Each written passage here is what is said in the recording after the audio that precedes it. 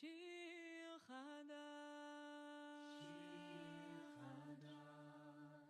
שירו לאדוני, כל הארץ, שירו לאדוני, ברכו שמו, בסחו מיום ליום ישועתו.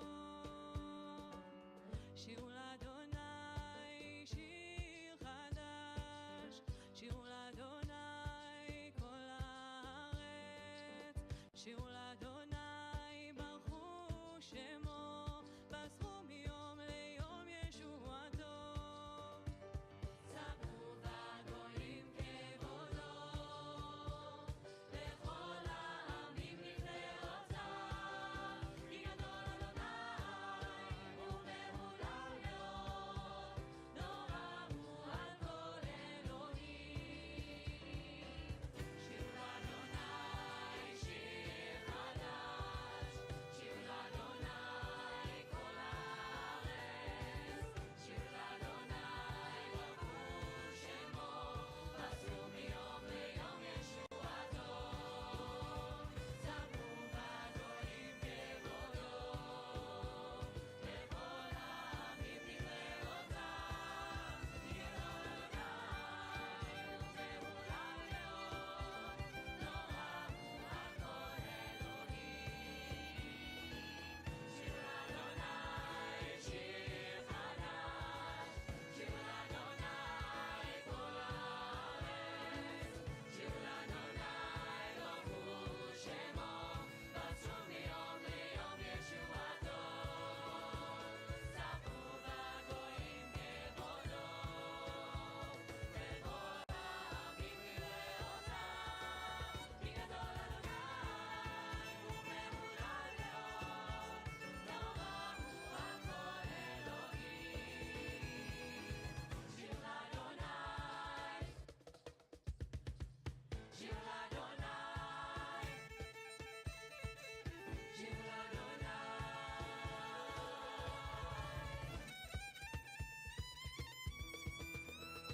ספרו בגויים כבודו, לכל העמים נפלאותיו, כי גדול אדוני ומהולל מאוד, נורא הוא על כל אלוהים. שירו לאדוני שיר חדש, שירו לאדוני כל הארץ, שירו לאדוני ברכו שמו, בסחו מיום ליום ישועתו.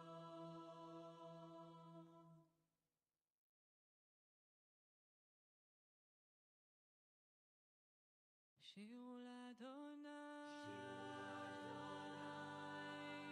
שיר חדש, שירו לאדוני כל הארץ.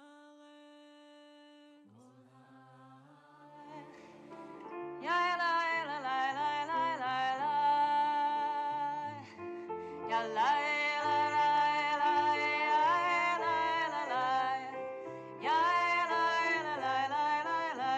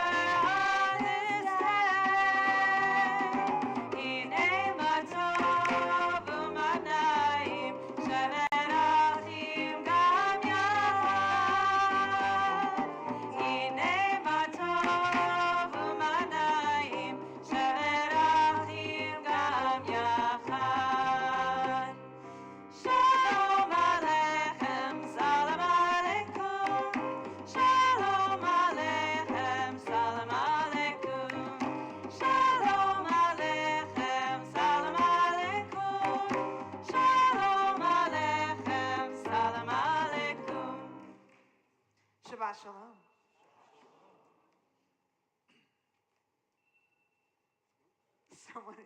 Someone's got to answer the phone. It's Shabbos, we don't answer the phone. Okay, in this week, this Shabbat, we read a double Torah portion, Achrei Mot, Kedushim, but in Kedushim, the focus is holiness in everyday life, ways to behave in a wide range of circumstances that will lead to more holiness in the world. It's the perfect Torah portion to welcome our spring scholar, Dr. Alan Marinas, as he leads us through an exploration of ways to bring that holiness into our lives through the lens of Musar. Holiness, Kodesh, a separation from the ordinary, is what we seek when we enter Beth-El, this house of God. It is our communal gathering spot, place of study, and our house of prayer. Each of us comes as we are, some joyful, some full of sorrow. Many of us are tired, others looking for that weekly outlet to unwind, let go, and reconnect with what matters most. Each of us in our own way is here to serve God. So I invite you to take a moment of meditation to set your intentions for this evening we share together. Uncross your legs. Put your prayer book on your laps. Rest your hands, your face. Take a deep breath in. Close your eyes. Breathe in and out and clear your mind. The After Rebbe would counsel, do not limit the form in which you wish to serve God. Be what the moment calls for. Be like a vessel into which anything can be poured. Wine, milk, or water. Picture yourself as a vessel. What is your shape? What is your capacity? Your flow. God's holiness may indeed be a mystery beyond us, but we can realize it in this world by simple and concrete acts of holy living. How will you hold God's holiness within? How will you share it with others? As we open our eyes, we make ready to share our holiness with others as we recognize the gift Shabbat brings to us, enabling us to create holiness together. And we begin that process by lighting our Shabbos candles, turning to page 3. It's my pleasure to welcome Dali Klosna up to the Bima to lead the opening reading.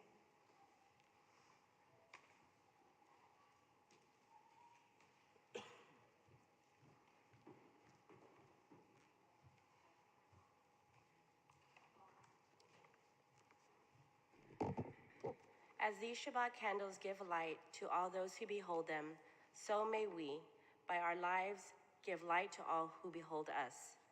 As these brightness reminds us of the generations of Israel who have kindled light, so may we, in our own day, be among those who kindle light.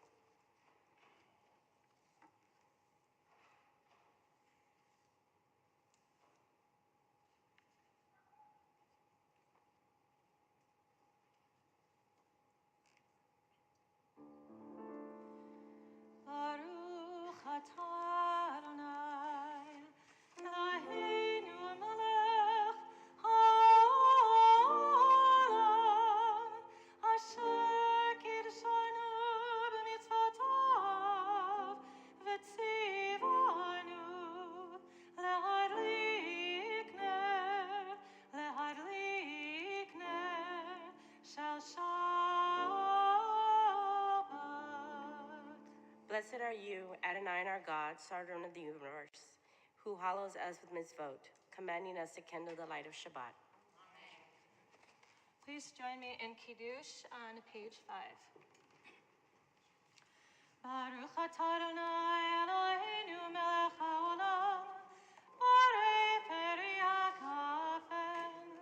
Baruch atah Adonai Eloheinu melech haolam, asher kidshanu b'mitzvotav v'ratzavanu, v'shabbat kodsho v'ahava v'ratzon hinchilanu, zikaron l'maaseh v'reishit, ki hu yom techila l'mikrei kodesh, zecher l'yetziat Mitzrayim, ki vanu v'acharta v'otanu kidashta mikol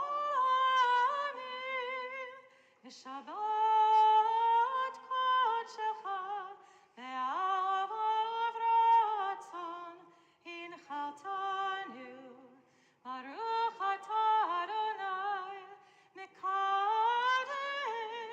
hashavat.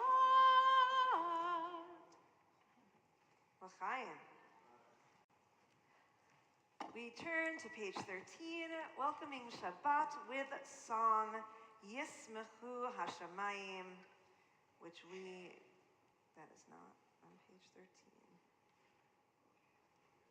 Yes, it is. It's on the bottom paragraph of page 13. Yismechu Hashamayim. Yismechu hashamayim, Yismechu hashamayim, Yismechu hashamayim, Takeh haaretz, Yismechu hashamayim, Yismechu hashamayim,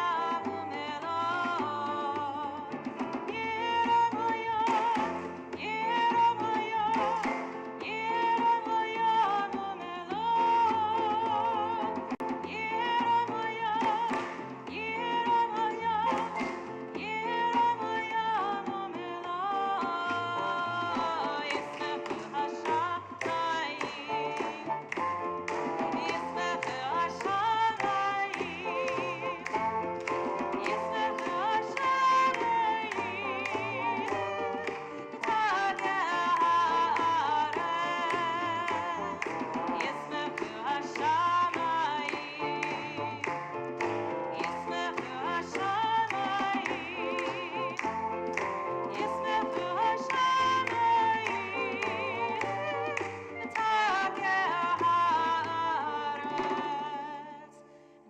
continuing on in that paragraph with Ya'alo Sadai.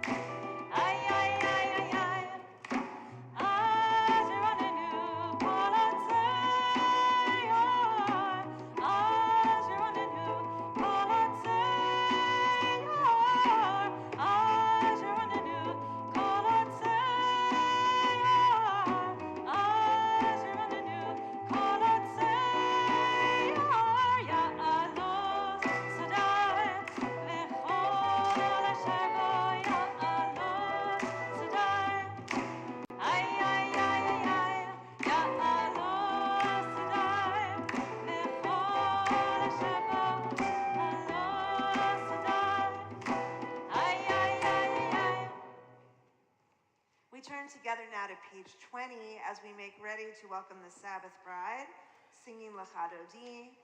As is our tradition at Temple Beth-El, we sing verses 1 and 2, 5 and 9, and when we reach verse 9, Bo'iva Shalom, we rise as a congregation and turn to face the entrance of our sanctuary to welcome that Sabbath bride, that Shabbat spirit that we make real when we sing together. And whether you're here with us in the Wolf Sanctuary, joining us in your own sacred space, online, we're so glad you're here to celebrate Shabbat with us all together. So sing.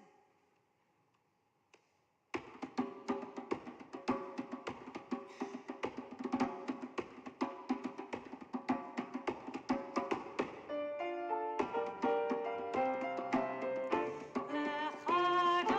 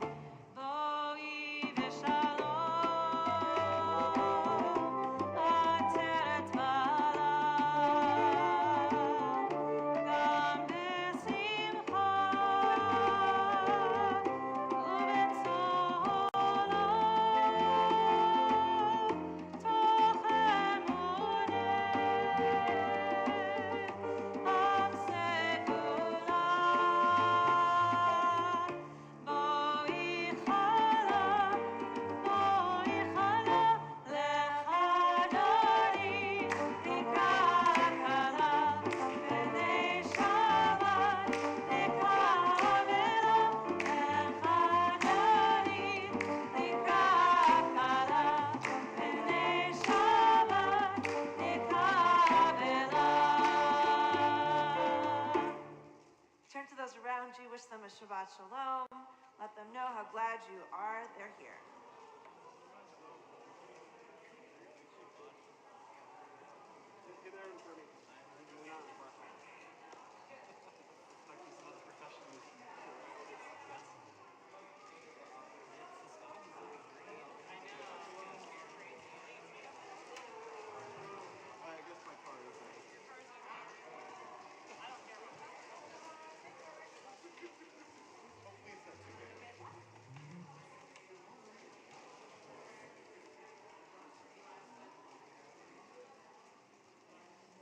We continue our service on page 28 with the Baruch Hu as we remain standing through the Shema.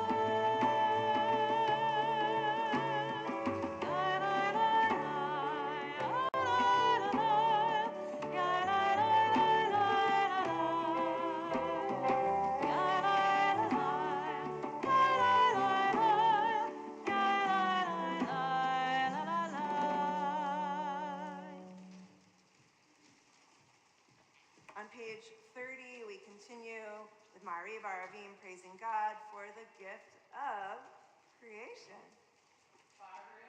Ata Adonai, Eloheinu melech haolam, asher bidbaro ma'ariv aravim, b'chochma potech sha'arim, uvitzvuna mishane itim, umachalif et hazmanim, umsader et hakochavim, b'mishmerotehem barakira kirtsono, borei yom v'layla, golel or mipnei choshech, v'choshech mipnei or, Uma'avir yom umevi laila, umavdil ben yom uvein laila, Adonai tzvaot shemo, El chai v'kayam, tamid imloch aleinu le'olam va'ed, Baruch ata Adonai, hama'ariv aravim.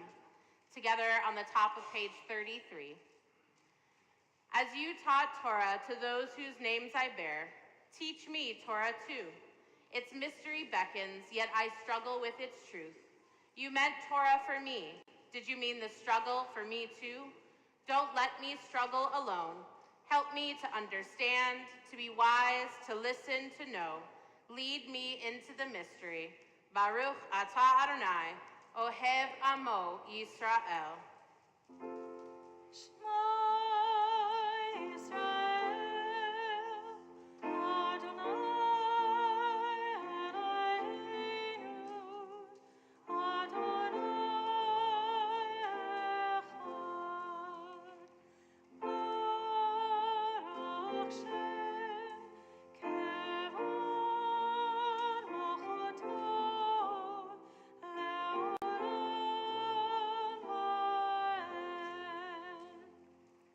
Seated.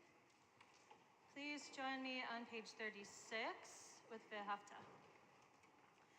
V'Havta et Adonai Elohecha v'chol levavecha v'chol nafshecha v'chol me'adecha v'hayu advarim ha'ele asher nochi metzalecha hayom al levavecha ושיננתם לבניך, ודיברת בם, בשבתך בביתך, ובלכתך בדרך, ובשוכבך ובקומך, וקשרתם לאות על ידיך, והיו לטוטפות בין עיניך, וכתבתם על מזוזות ביתך ובשעריך, למען תזכרו ועשיתם את כל מצוותיי, והייתם קדושים עליכם. אני אדוני אלוהיכם, אשר הוצאתי אתכם מארץ מצרים, להיות לכם לאלוהים. אני אדוני אלוהיכם אמת. We continue on the bottom of page 39 as we read responsively. In a world torn by violence and pain, a world far from wholeness and peace, give us the courage to say, Adonai, there is one God in heaven and earth. The high heavens declare your glory. May earth reveal your justice and love. From bondage in Egypt we were delivered. At Sinai we bound ourselves to your way. Inspired by prophets and instructed by sages, time and again we overcame oppressive forces. Though our failings are many and our faults are great, it has been our glory to bear witness to our God, keeping alive in dark ages your vision of a world redeemed. Let us continue to work for the day when the nations will be one and at peace.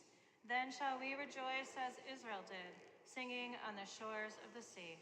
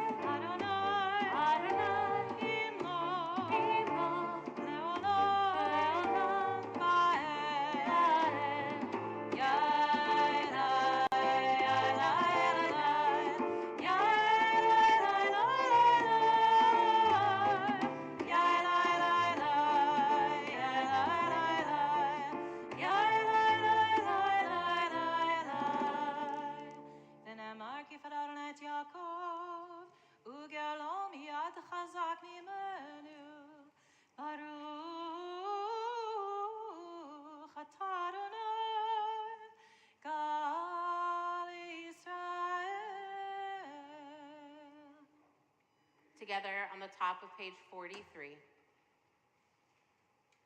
Let there be love and understanding among us. Let peace and friendship be our shelter from life's storms. Adonai, help us to walk with good companions, to live with hope in our hearts and eternity in our thoughts, that we may lie down in peace and rise up waiting to do your will. Baruch atah Adonai, haporei sukat shalom aleinu, Bal kol amo Yisrael, Ba'al Yerushalayim.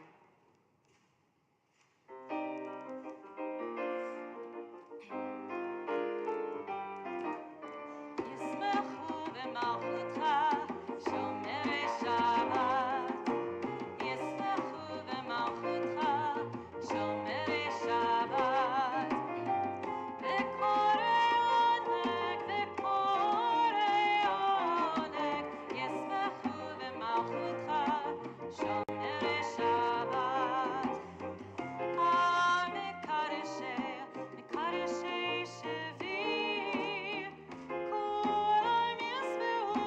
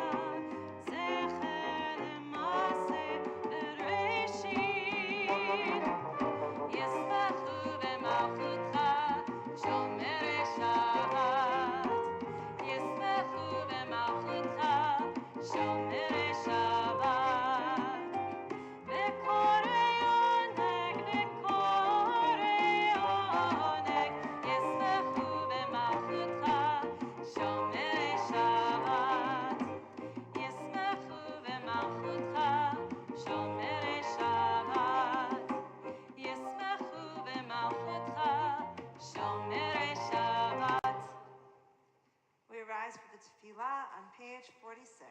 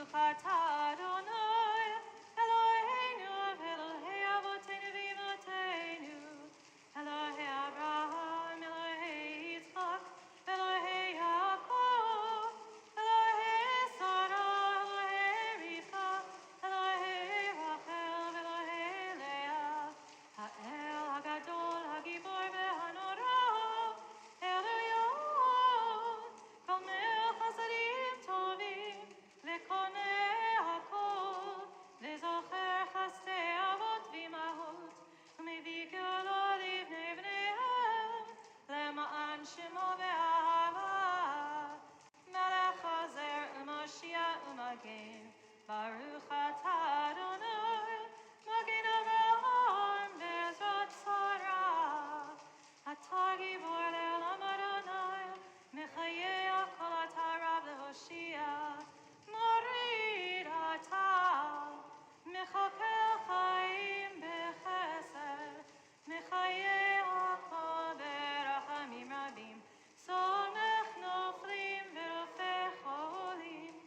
Umatir asurim, umekayem emunato, lishenei afar, michamocha ba'al gevurot, umidom melech, melech memit umechayeh, umatzmiach Yeshua, reman atalach hayot hakol. Baruch atah Adonai, mechayeh hakol. Atah kadosh v'shimcha kadosh, u'kadoshim b'chol yom yihalelucha salah. Baruch atah Adonai, ha'el hakadosh. You may be seated.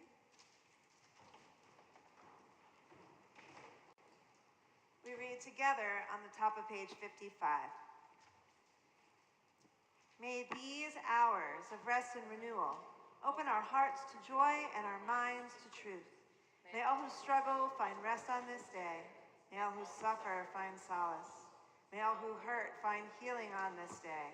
May all who despair find purpose. May all who hunger find fulfillment on this day. And may this day fulfill its promise. Baruch atah Adonai, Mekadesh HaShabbat. On page 57. You are with us in our prayer, our love, and our doubt, and our longing to feel your presence and do your will. You are the still, clear voice within us. Therefore, O God, when doubt troubles us, when anxiety makes us tremble, when pain clouds the mind, we look inward for the answer to our prayers. There may we find you, and there find courage, insight, and endurance. And let our worship bring us closer to one another, that all Israel and all who seek you may find new strength for your service. Baruch atah Adonai, she'otecha levadecha b'yirah na'avod. On page 58, we read together. We acknowledge with thanks that you are Adonai, our God, and the God of our ancestors forever. You are the rock of our lives and the shield of our salvation in every generation. Let us thank you and praise you for our lives which are in your hand, for our souls which are in your care, for your miracles that we experience every day, and for your wondrous deeds and favors at every time of day, evening, morning, and noon. O good one whose mercies never end, O compassionate one whose kindness never fails, we forever put our hope in you. For all these things, O sovereign, let your name be forever praised and blessed. O God, our Redeemer and Helper, let all who live affirm you and praise your name in truth. Blessed are you, Adonai, your name is goodness, and you are worthy of thanksgiving. Baruch atah Adonai, hatov shimcha olecha na'el lehodot. And on page 61, we share together in Birkat Shalom our prayer for peace. Grant us peace, your most precious gift, O eternal source of peace, and give us the will to proclaim its message to all the peoples of the earth. Bless our country as a safeguard of peace, its advocate among the nations. May contentment reign within our borders, health and happiness within our homes. Strengthen the bonds of friendship and fellowship among all the inhabitants of every land. Plant virtue in every soul, and may the love of your name hallow every home and every heart. Praised are you, eternal one, who blesses our people with peace. Baruch atah Adonai hamivarech et amo Yisrael b'shalom. With prayers for peace in the world on our lips and in our hearts, we connect that to prayers for those in need of healing, those who face the future not fully whole. If there's someone in your life, someone you hold in your hearts, someone on your minds in need of prayer, I invite you to think about them, picture them, close your eyes if you wish, and whisper their name out loud.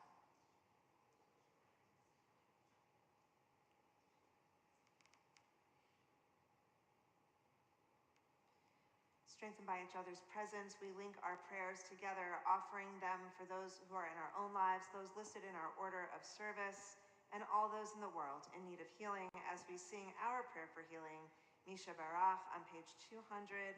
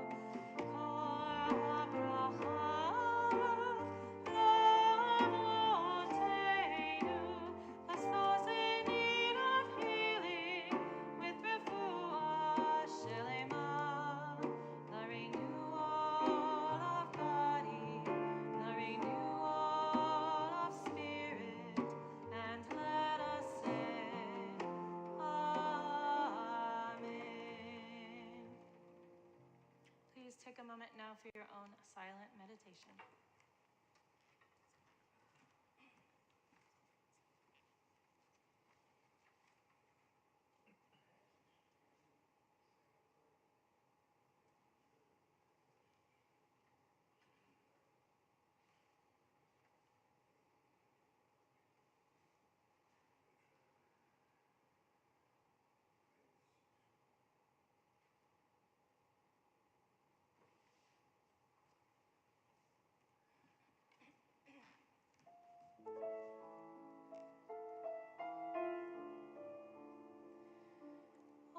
Shalom b'moma, hu yoseh shalom,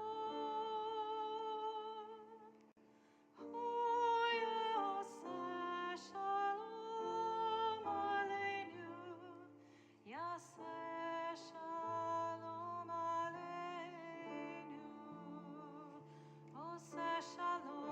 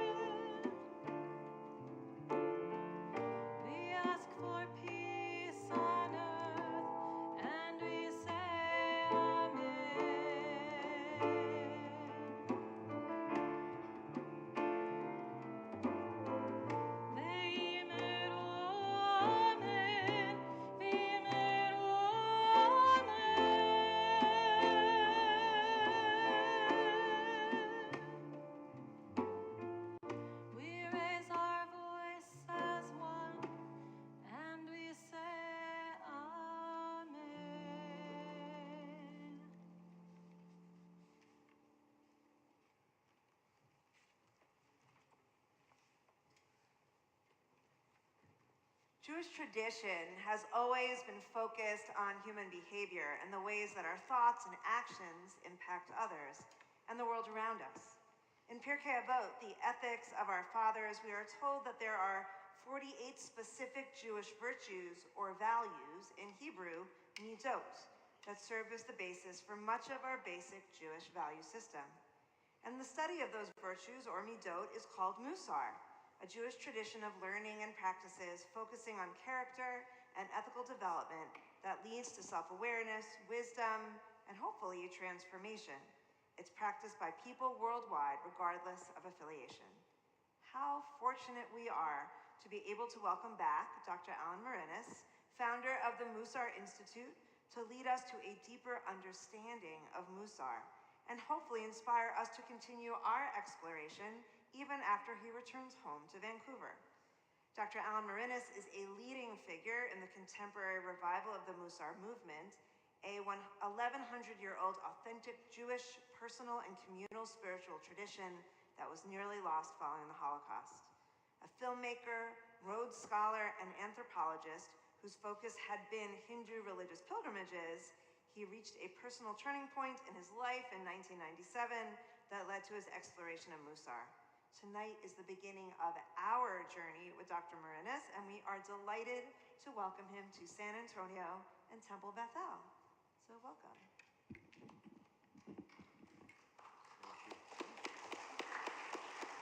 Thank you to Rabbi Nathan and to anyone else who played a role in bringing me here. It's really a pleasure to be back here at Temple Beth-El after 11 years. I was here 11 years ago, and there's been a lot of change in those 11 years in our world.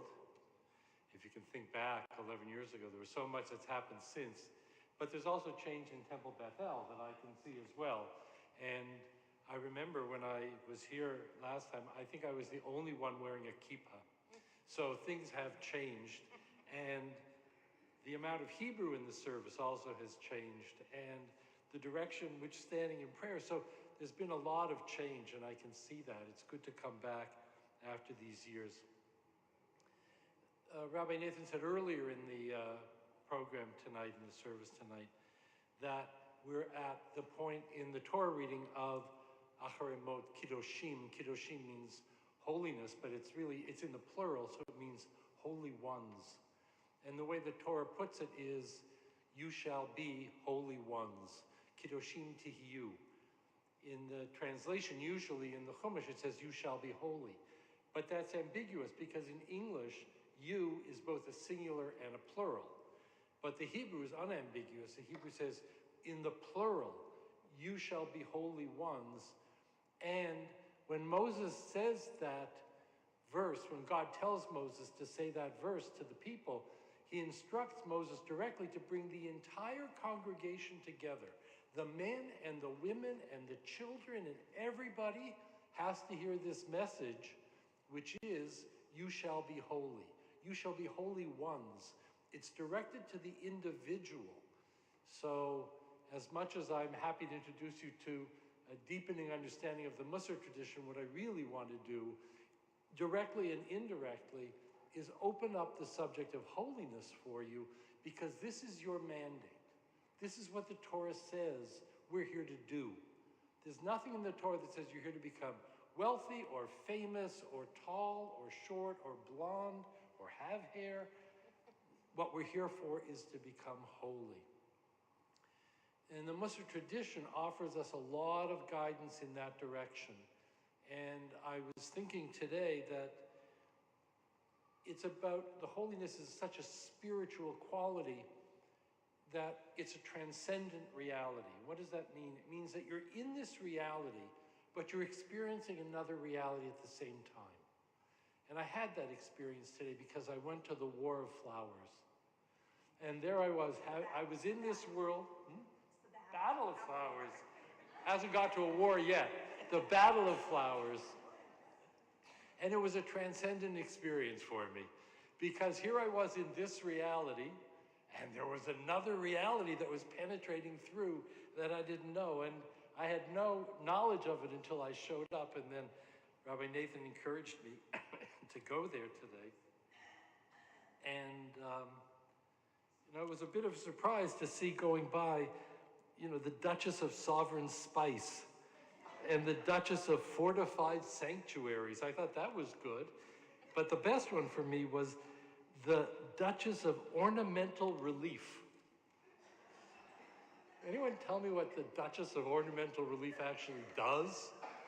What is this Duchess's contribution? Anyway, for me, it was a transcendent experience because I was in another reality suddenly, and that's, but the reality of what I want to share, the other kind of transcendent reality is the reality of the Jewish teachings about holiness. And I want to preface it with two different things. One is to anchor the teachings of Musar in its history. And Rabbi Nathan already mentioned that the history of Musar goes back at least as far as Pirkei Avot, which is a book in the Mishnah. And the Mishnah was put together about 200 in the Common Era, so we're back 1,800 years. There were important books, excuse me, I'm gonna have a little sip here. Important books of Musar written in the 1100s, the 1200s, the 1300s.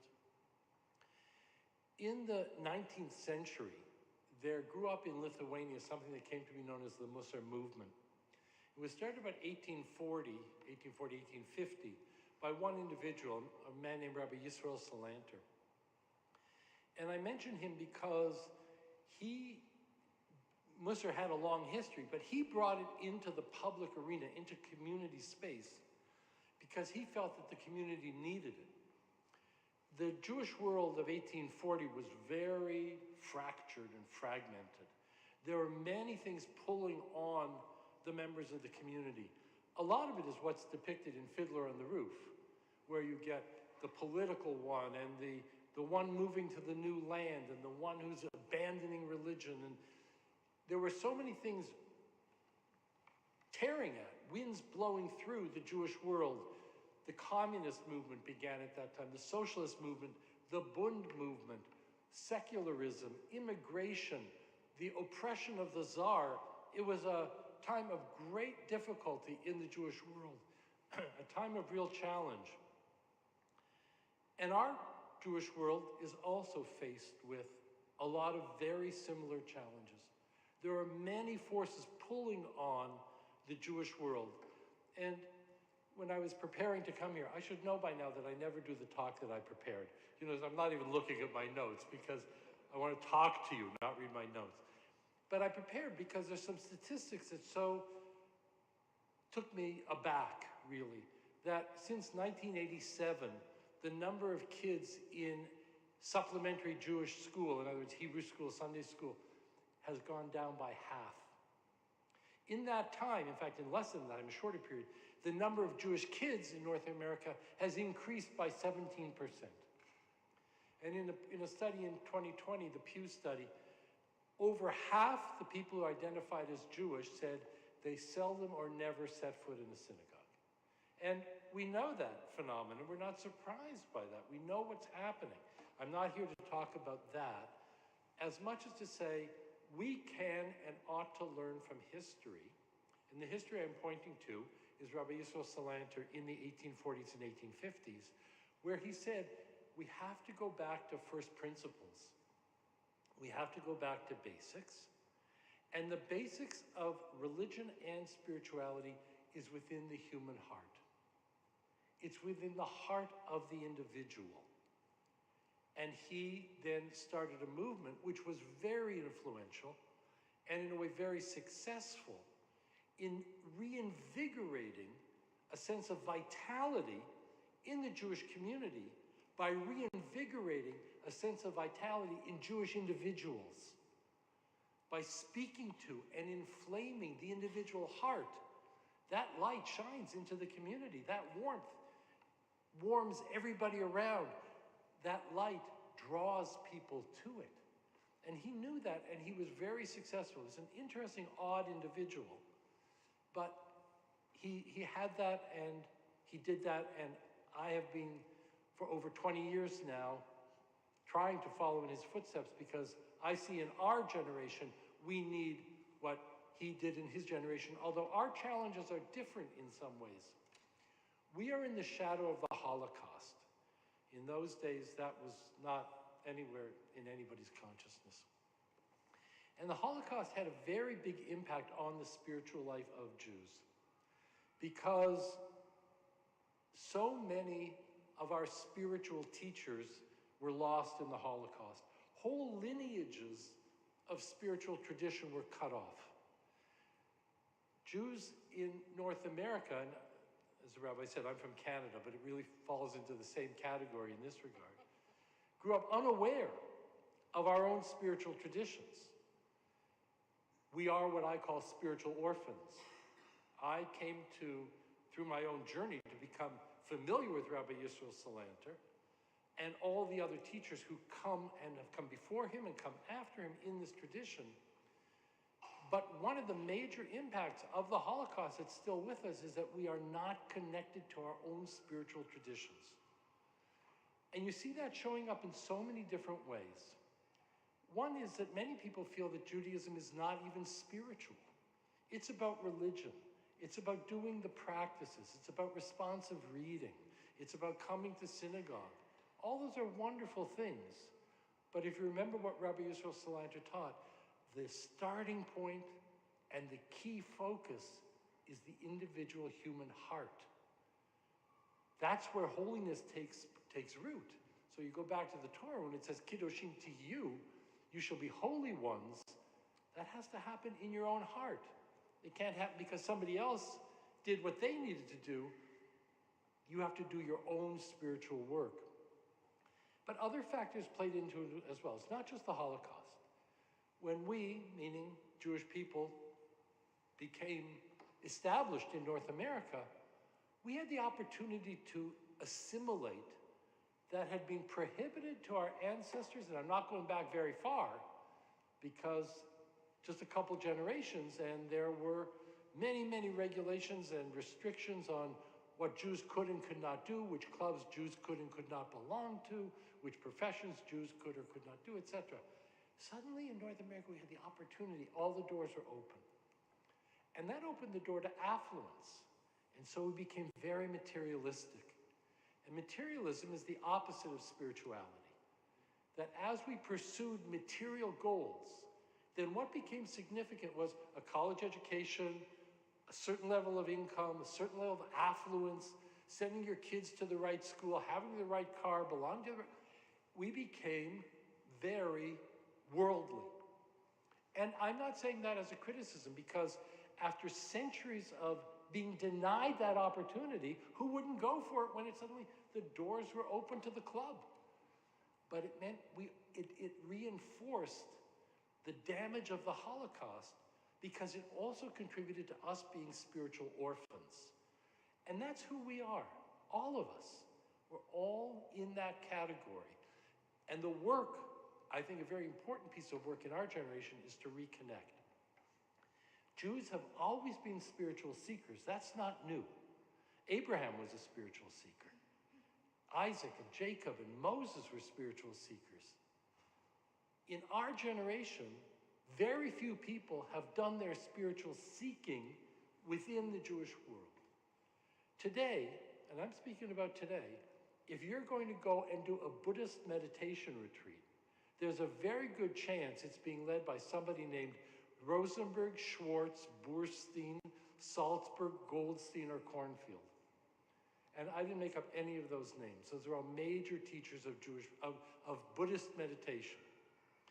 And the mindfulness movement has been brought into the Jewish world as if it were a Jewish practice. Why? Because of the vacuum. It's not a Jewish practice. Nothing wrong with it. I'm not criticizing. It's just not a Jewish practice. We have our own spiritual traditions. The Musar tradition starts with a very tough subject to open up with, but it's a starting point. And I'll get it over with now. It's like, you know, the politician, when they're elected at the beginning of the term, that's when they do all the unpopular stuff, hoping you'll forget by the end. So the reality is that we're all imperfect. Now, I know you know that about everybody else, but it also applies to you, as I have to say, it applies to me. And that imperfection is a significant piece of the focus of Jewish spirituality. Because when you are on a journey towards holiness, there's a really important starting point to that journey, which is the fact that you already are holy. You are made in the image and likeness of God, and God is holy. When God gives the instruction to Moses, Kedoshim Tihiyu, you shall be holy ones, the rest of the verse is, Ki Kadosh Ani Adonai Elohecha, because I, the Lord your God, am holy. God is holy. In the book of Leviticus, it repeats time and time again. As we go through the Torah readings of this book, which we're beginning Leviticus, we're into Leviticus now, look how many times the verses say, because I, the Lord your God, am holy. It repeats and repeats. And we are made in the image and likeness of God. Not in our physical bodies, not in our mental capacities, but in our holiness. Then what do we have to do to become holy? We have to take ownership of the aspects of ourselves that are not yet fully ripened, where we have not grown to the extent of our potential. That's the entire message of the Musar tradition. That you, through study and practice and reading and being in a group and engaging, come to understand that there are certain aspects of yourself where you have the potential to grow. If you're impatient, you have the potential to become patient. If you're not generous, you have the potential to become generous. If you're lazy, you have the potential to become energetic, etc., etc., etc. The way the tradition sees it is these are not flaws. This is your curriculum. Everybody has a personal spiritual curriculum. And it falls into the category of the midot, as Rabbi Nathan said. The focus is not on spirituality as some mystical tradition. One of the most recent Musar teachers, who died in 2005, Rabbi Shlomo Wolbe, he defined Musar as building your interior world. Imagine that. You are your own project. When you are on the freeway and somebody cuts you off, I heard a story just a week ago that somebody was in their lane on the freeway, and somebody else is behind them, and somebody wanted to cut in. And the person behind them, the first car, was so intent on not letting in this other person and trying to get right on the bumper that accidentally hit the accelerator and banged into the car in front of them. And the car that he wouldn't let in went around both of them and carried on. Well, they had to stop and deal with their accident. Everything that is part of ordinary life is revealing back to you something about your own midot, your own inner qualities. If you're not good at telling the truth, if you're envious, if you worry, these are the subjects that for the last 1,100 years, our teachers have been focusing on. Why? Because each of these qualities in you and me that is on your curriculum and that you haven't worked on and drawn closer to the ideal is an obstruction to the light of holiness that's already in you from shining into the world through you, shining into your life and into the life of your community and your family and our world. So the focus of Musar is understanding yourself, understanding if you are impatient, understanding if you don't tell the truth, understanding if you're whatever it may be. And there are long lists. Rabbi Nathan mentioned that in the Pirkei Avot, it lists 48. There are more. There are more, because there's also all the negative ones. It talks about the positive ones to acquire, but what about anger? What about envy? What about worry? What about jealousy, which is not the same as envy? There's so many qualities. And we kind of bump through life saying, oh, that's just how I am, or gee, I wish I didn't do that, or something. It's a curriculum. If you don't realize it's a curriculum, you're just going to keep getting the same test over and over again because you'll never pass the curriculum. So the impatient person finds long lineups wherever they go. Who's choreographing that? It's not objective, it's subjective. It's because they're impatient that the line seems long. And so on, through all the traits. Coming to awareness that this is the nature of life, and we can do something about it, is the pathway to holiness. That's how you become holy. By taking ownership of who you are and recognizing that according to Jewish tradition, but I think we have the same intuition, we could do better in all those areas. We could do better. And we have the potential to do better. And the Torah says we have the obligation to do better. Judaism affirms in every dimension of our teachings of our tradition that people can change. And I have to say to you, not every religion believes that. Not every spiritual tradition affirms that. Some say, this is your fate, this is who you are, this is who you're going to be, and you have to live with it. That's not Judaism's message. The whole message of Rosh Hashanah and Yom Kippur is, you can change. You can change. And the journey to holiness is about your personal journey of change. Knowing yourself, learning, practicing, growing, taking yourself closer to the ideal person you have the potential to be. And as you go on that journey, then you draw yourself closer and closer. You open yourself up more and more to the light of holiness shining into your life. The Musar teachers talk about being shalem. The Hebrew word shalem means whole. Shlemut is wholeness. But you may notice in the word shalem, it's a lot like another word you may be familiar with, more familiar with.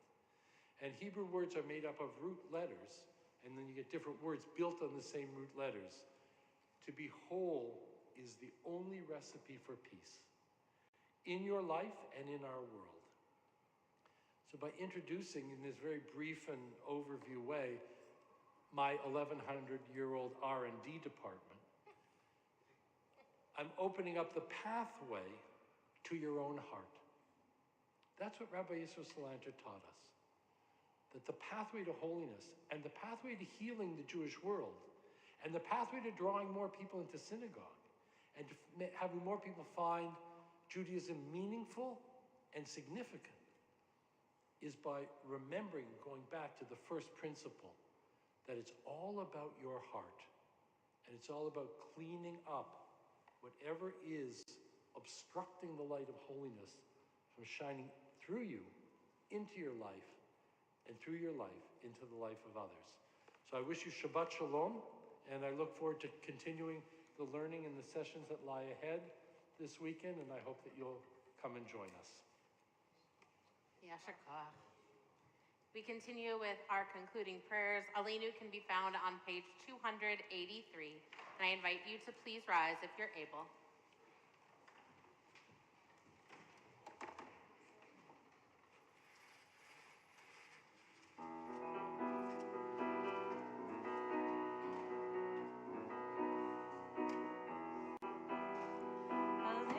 Shema,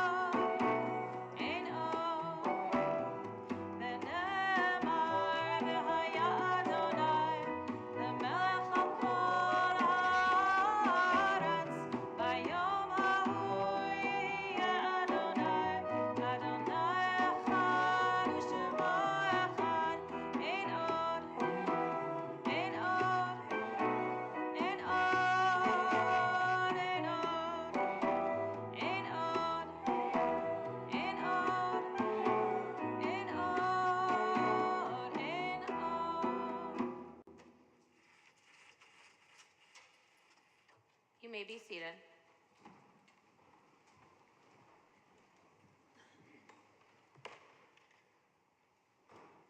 Our memorial meditation can be found on page 289.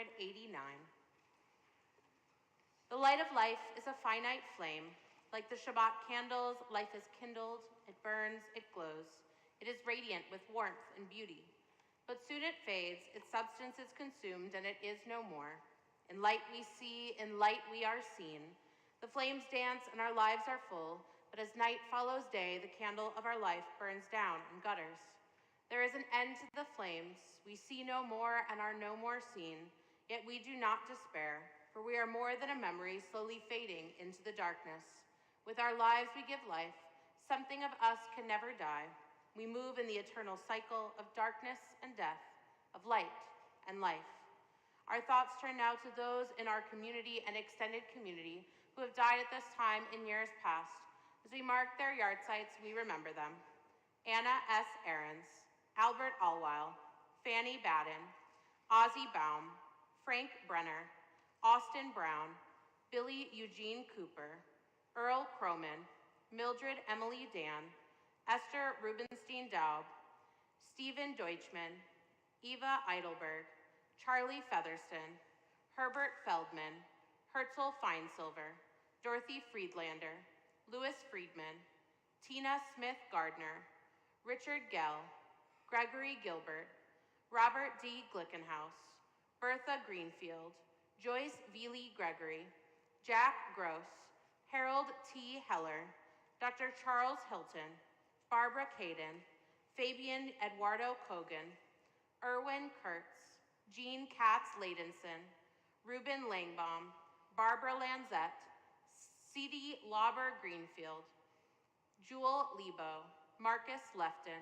Mary Loomis, Tressie Long Offinger, Renee Pomper, John Ree, Cesar Rainier Riviera, Linda Bretler Rosenthal, Marion Rosenthal, Joseph Rubin, William Schwartz, Grace Seligman, Hortense Ruth Freed Serrata, Gloria Silber, Ben Silberman, Miriam Mimi Sugarman, Seymour Tabin, Sean Thomas, Eileen Truhaft, Abraham Vexler, Hayden Weissman, Peyton Weissman, Etta Wolf, and Harold Zimmerman. To these names, we add the names of those who have been laid to their eternal rest in the past 30 days, whose family are in a mourning period of Shloshim. We remember Abraham Langbaum, Annette Sapiro, Lee Benjamin, Rabbi Ed Zarin, and Barbara Alper. We also think of one who has been laid to their eternal rest this week, whose family and friends are in a mourning period of Shiva. We remember Henrietta Martha Poland Landsman, mother of Bro and Carrie Landsman, and Betsy and David Levin, mother-in-law of Jeff Burler, grandmother of Elizabeth and John, Ben and Tiffany, Caroline and Laura, Blair, Matthew and Ben, Peter, Sam and Anna, Martha, Betsy, Charlie, Emma, and Ben, great-grandmother to many, sister of Josh and Judy Pullen, aunt and great-aunt to many. To all of these names, we add those which are in our hearts each and every day as we rise together for Kaddish Yatom on page 294. Yitzgadal v'yitzkadash shemei rabba, be'alma divrach yerutei v'yamlich malchutei, b'chayachon u'vyomechon u'chayei d'chol beit Yisrael, b'agala u'vizman kariv v'imru, amen.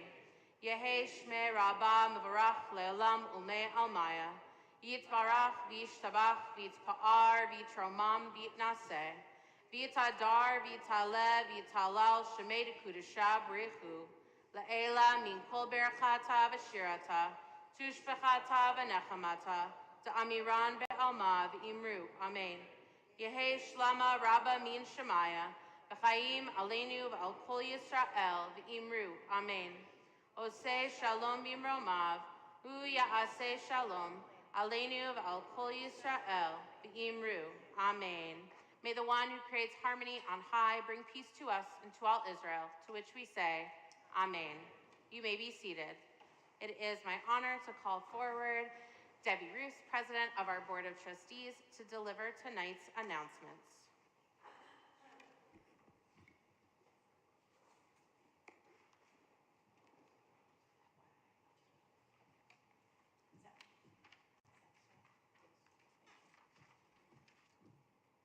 like to welcome everyone, and I'm so glad that you could join us in the sanctuary or in your own sacred space. I'd like to thank Sisterhood for sponsoring our beautiful pre-oneg. I'd like to thank Dolly. I'm so sorry, Dolly. I'd like to thank Dolly Klosna for lighting our Shabbat candles this evening. And thank you also to our Temple Band members this evening, Randy Deutsch, Rami El Farah, Dan Klein, Sarek Gutierrez, and Aaron McAdams. I'd very much like to welcome Dr. Alan Marinas as our spring scholar. I'm sure this weekend is going to be amazing, so I can't wait for you all to be there. Let's be honest, there are countless other places you could be on a Sunday afternoon, specifically on Sunday, May 7th at 4:30 p.m. You could be doing laundry, watching your favorite sporting event, prepping for the work week, or my favorite, napping. Instead, I hope you'll join me, my fellow trustees, and other congregants for our annual meeting, followed by a congregational dinner graciously sponsored by Brotherhood. As I've been told iteratively, very few people like the annual meeting. The work of the congregation is apparently boring. But what if this work isn't actually about budgets and bylaws, or trustees and transitions? What if the work of the congregation, and this gathering by extension, is about building community? What if the work in this meeting is about the perpetuation of the Jewish people? This is not to trivialize the agenda, quite the opposite. It's to put our work in context and to help us understand the importance of it, the sacredness of it, the holiness of why we are gathered. Through this lens, perhaps the annual meeting can feel just as holy as Shabbat or Rosh Hashanah because we are gathered as a community to carry out the sacred work of our congregation. I was reminded last week of a story that Rabbi Nathan has actually told us before. Here's the very abridged version of it. Three workmen were clearing away debris at the site where a synagogue would be built. A passerby asked, "What are you doing?" The first said, "I'm clearing away rubble." The second said, "I'm earning a living." The third said, "I'm building a house of God." Each of them was right, but each one expressed a very different reality. From this perspective, we are not simply attending some transactional business meeting. We are literally building a house of God, our house of God, Beth-El. In the same way that Hamotzi sanctifies a simple piece of bread, participating as a community in the annual meeting elevates it from the mundane to the holy. And if not us, who? And if not now, when? I encourage you to be part of our sacred community for today and tomorrow. Access to information and registration can be found on the front page of the Temple website. Here are some upcoming events at the Temple, aside from the annual meeting. Dr. Marinas will be here through Sunday for a weekend full of Musar exploration. You can learn about his presentations by visiting the upcoming events page on the Temple website. We hope you'll join us for a remarkable weekend of learning.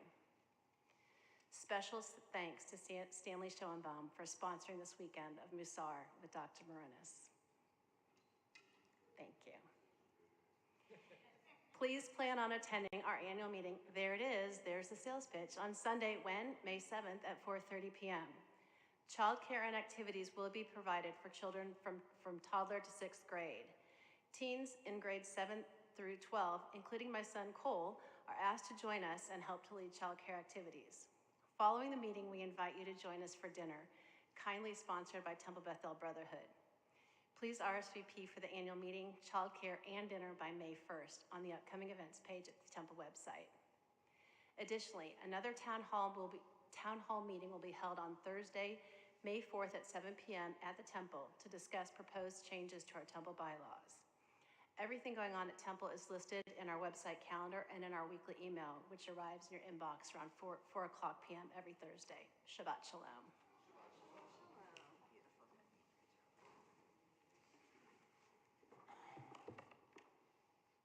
Our closing song is Oseh Shalom. You can find it on page 62 if you need the words. Please rise.